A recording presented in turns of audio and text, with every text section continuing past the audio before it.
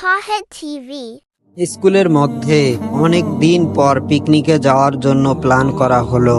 সমস্ত বাচ্চারা খুশি খুশি পিকনিকে যাওয়ার জন্য প্রস্তুত হয়ে গেল, কিন্তু একটি বাচ্চা ক্লাসের এক কোণার মধ্যে বসে মন খারাপ করে আছে।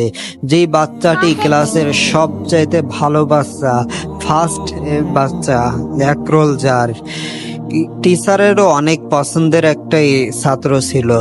তো ওই বাচ্চাটাকে টিচার দেখার পরে যে জিজ্ঞাসা করলো যে তোমার মন খারাপ কেন, তুমি এখানে বসে আছো কেন?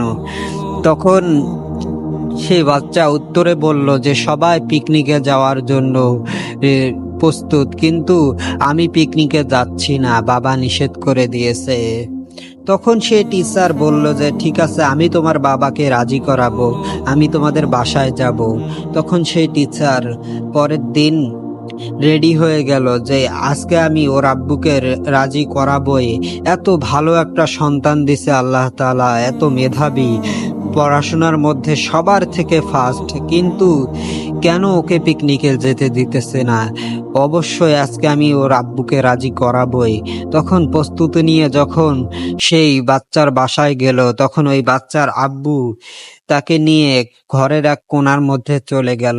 যাওয়ার পরে চোখের মধ্যে ঢলঢল করতেছে সেই বাবার চোখের পানি, আর টিচারকে বলতেছে যে, আমার বাচ্চার হার্টের সমস্যা, ডাক্তার ওকে বাইরে যেতে নিষেধ করেছে এবং ওকে এটা জানাতেও নিষেধ করেছে, কারণ যদি আমি ওকে এটা জানাই তাহলে ও এই বয়সে শেষ হয়ে যাবে, ভেঙে পড়বে।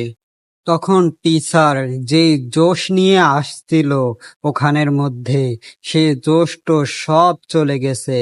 এমন অবস্থা হয়ে গেছে যে ওই টিচার একটি কথা বলবে যে সেই কথাটি বলার জন্য তার মুখে আর কিছু আসতেছে না। তো এই গল্প দ্বারা আমরা কি বুঝলাম? যতই আপনাকে কেউ কিছু করার জন্য কনভিন্সড করুক না কেন, আপনি এমন কোনো কদম উঠাবেন না যেটার কারণে আপনাকে লজ্জিত হতে হয়।